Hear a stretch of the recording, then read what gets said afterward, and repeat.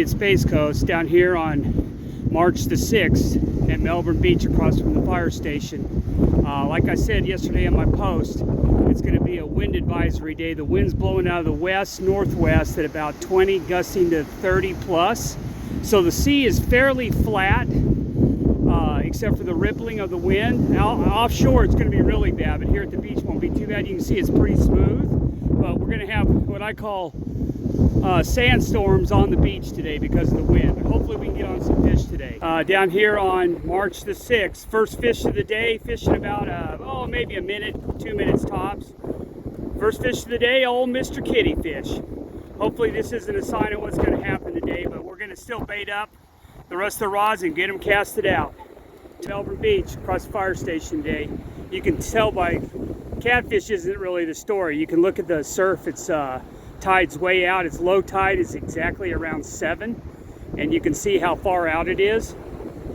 Catching catfish so far, quite a few catfish, and I've only been fishing about 15-20 minutes, but the water is pretty flat, but it's very dirty. Already got the other rods set up. I'm set up for the big rods for sharks, redfish, and anything that'll hit, black drum. Then I got a bluefish rod, and then I got a whiting pompano rod. This is a whiting pompano rod here the catfish is on, and then I'm about to throw out another bluefish rod and then another big rod on the end for big cut baits. So we'll see what happens. I'm going to do another plier release. A lot of people have been asking, why do I use pliers to let these go? Well, you can see I'm holding on to their spike or fin. Just like regular freshwater catfish, these saltwater hardheads got spines too. And when they sting you, these saltwater cats, it burns quite a bit. So yeah, I handle them with my hands all the time, but it seems like the smaller the catfish, the more apt they are to get you with one of these fins and spine you. And the slime on the catfish, or maybe the fin itself, burns like fire when it gets you. So you really don't want to get hit by one of these fins. Gonna put this guy back, hopefully never to see him again. It's down here at Melbourne Beach. Just caught another catfish, what a surprise. But down here on this rod, you can see it hanging on the rod right next to it, is my first whiting of the day. So we're mixing it up with catfish and whiting now. Hopefully it'll just keep improving. Caught quite a few fish. Getting a big strike right there. I don't know if you can see it. I'm getting a big strike on that rod. Let's go ahead and see if we can set the hook on that. Big strike I was getting was a better than average size sail cat. You can see those fins on there. Yeah, they fight kind of like a game fish, and they're better eating. I'm not going to eat him, but sail cat are much better to eat than a hardhead. But we'll get this guy off the hook and get him sent back. Put that sail cat back now. You can see those big old fins on there. You can see, compared to my hand, he's a lot bigger than a lot of these we catch. But we're going to get this guy sent back. Don't keep him. Not keeping any catfish for sure, even though these are good to eat. All right, buddy, go back and grow up and be a big one.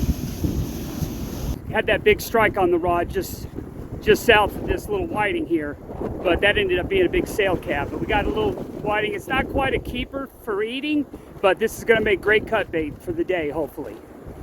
We'll get him off the hook and get him bagged up. Just caught a little baby bonnet head down here. He's trying to bite me. Little baby bonnet head down here at Melbourne Beach on the 6th of March. We'll get him off the hook and get him sent back.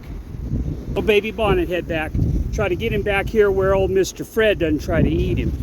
But this one's only about 14 inches, 12, 14 inches long. So we're going to get him sent back. Tight lines. Nope.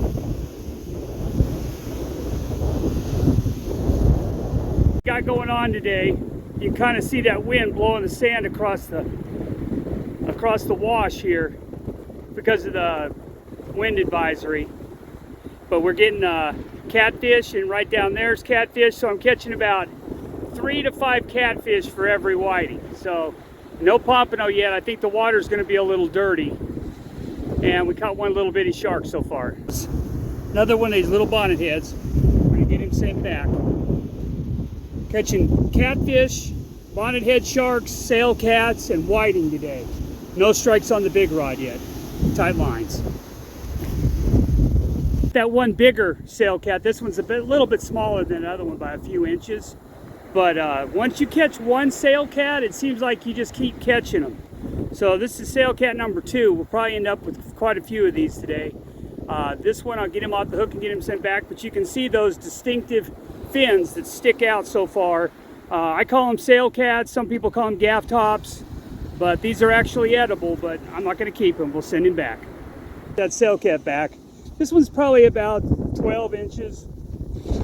We're going to put him back. Try to get him out far enough so Fred doesn't get him though. Come back and see me when you're a monster sail cat, okay, dude? Another sail cat going out. Catching now that I've caught 3 or 4 of these, I bet you I catch a dozen of them. Come back and see me when you're about 20 pounds, dude.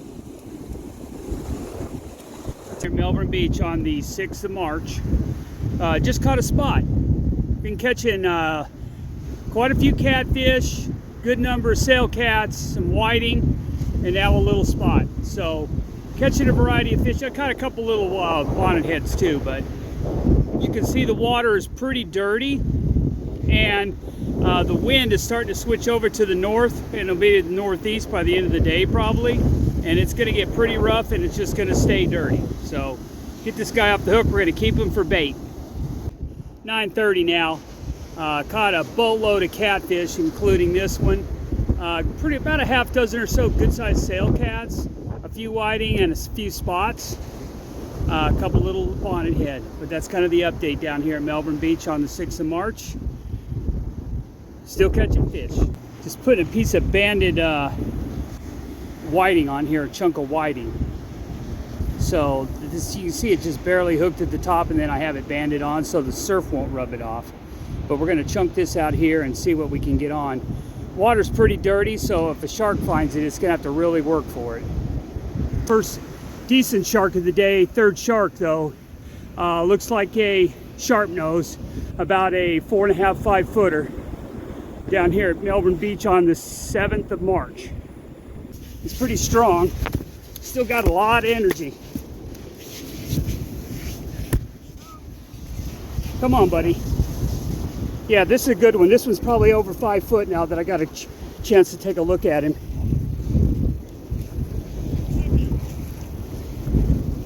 Wait for a good wave to get him up here.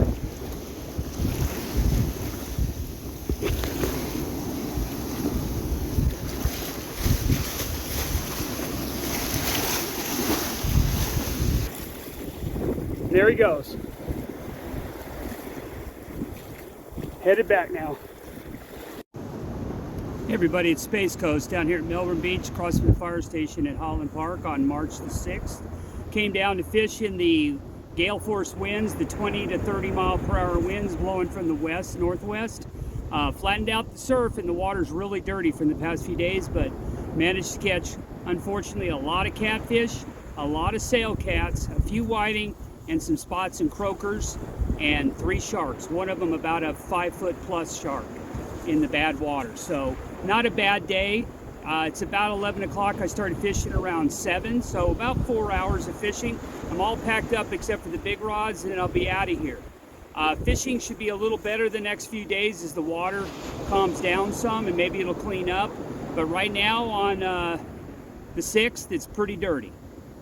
So if you want to catch some fish and have some fun with your family, you might want to try Melbourne Beach. As always, everybody, tight lines. Flag and banner. If you watch the videos, don't forget to subscribe and like the videos. It helps the channel. Tight lines.